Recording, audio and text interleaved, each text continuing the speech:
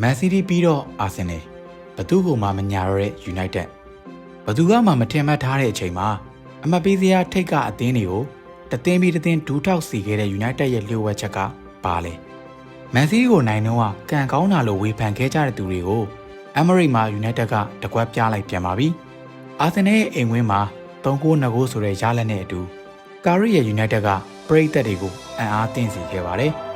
ပြီးတော့ကားတဲ့အနေနဲ့ဂွာရီယိုလာနဲ့အာဒီတာတို့ရဲ့နီးဗျူဟာတွေကိုဘယ်လိုများသိနေနိုင်တာလဲဒီနေ့ဗီဒီယိုမှာတော့ United ရဲ့ကြောက်ခစ်ကြီးအဆုံးသတ်ပြီး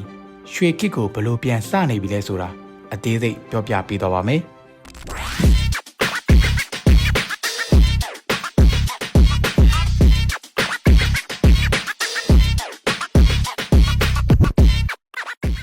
နံပါတ်1တိုက်ဆိုင်မှုမဟုတ်တဲ့အောင်မြင်မှုဒါကတိုက်ဆိုင်မှုမဟုတ်ပါဘူးမန်စီးတီးကို2ဂိုးပြတ်နဲ့နိုင်ခဲ့တဲ့ပွဲကနီးဗျူဟာနဲ့အခုအာဆင်နယ်ကို3-2ဂိုးနဲ့နိုင်ခဲ့တဲ့ပုံစံကတသက်မှတ်တည်းရှိနေပါတယ်ယူနိုက်တက်ကအရင်လိုဘောလုံးပိုင်ဆိုင်မှုကိုအသားမပေးတော့ဘဲနဲ့ဓာတ်ရိုက်ဆန်တဲ့တိုက်စစ်ပုံစံကိုပြောင်းလဲခဲ့ပါတယ်ကာရီကအသင်းကြီးတွေရဲ့အားနည်းချက်ဖြစ်တဲ့ highlight ခံစစ်ကိုအချိန်အောင်ပြင်းပြင်းနဲ့ထိုးဖောက်ခဲ့တာကအာဒီတာအတွက်တော့အိမ်မက်ဆိုးဖြစ်ခဲ့ရပါတယ်ပြီးတော့ United ကဘောလုံးရတာနဲ့အချိန်5စက္ကန့်အတွင်းမှာပဲပြိုင်ဘက်ရဲ့ဂိုးအေရီယာထိရောက်အောင်တည်ဆောင်နိုင်ခဲ့ပါတယ်အဲဒီနောက်ချေပါဂိုးတွေအနိုင်ဂိုးတွေသွင်းယူနိုင်ခဲ့ပါတယ်ဒါကကစားသမားတဦးချင်းစီရဲ့အရေးသွေးဆိုတာထက် system တစ်ခုလုံးကအလုပ်လုပ်သွားတာပါနံပါတ်1ကာရီကအာဒီတာကိုဘယ်လိုပညာပေးခဲ့တာလဲအာဒီတာရဲ့နီးဗျူဟာကဘောလုံးပိုင်ဆိုင်မှုနဲ့နေရာလွတ်ရှာတာပါဒါပေမဲ့ကာရီကအာဆင်နယ်ရဲ့ကွင်းလယ်ကစားသမားတွေကိုကစားကွက်ပုံဖော်ခက်ခဲအောင်ပိတ်ဆို့နိုင်ခဲ့ပါတယ်။ United ရဲ့ mid block ကစားကွက်ပုံစံက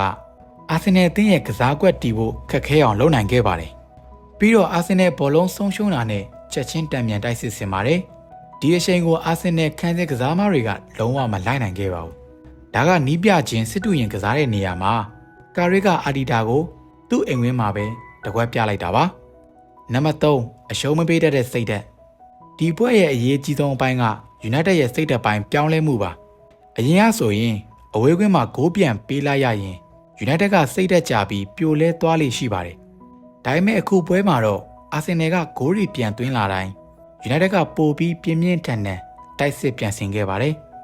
ဒါကကာရီအနေနဲ့အသင်းထဲကိုထည့်သွင်းပေးလိုက်တဲ့နိုင်လိုစိတ်ပါပဲငါတို့က United ကွာငါတို့ဘသူ့ကိုမှမကြောက်ဘူးဆိုတဲ့စိတ်ဓာတ်ကကစားသမား17ယောက်လုံးရဲ့သွေးထဲမှာစီးဆင်းနေတာကိုဒီပွဲမှာမြင်တွေ့ခဲ့ရပါတယ်။ညီကုန်းချုပ်အနေနဲ့ပြောရရင်တော့ Emirates မှာ Arsenal ကိုဒူးထောက်စီခဲ့တဲ့ United ကအခုဆိုရင် Champions League ဝင်ခွင့်အတွက်စိန်ခေါ်နိုင်တဲ့အနေအထားကိုရောက်ရှိလာခဲ့ပါပြီ။ကာရီရဲ့လက်အောက်မှာ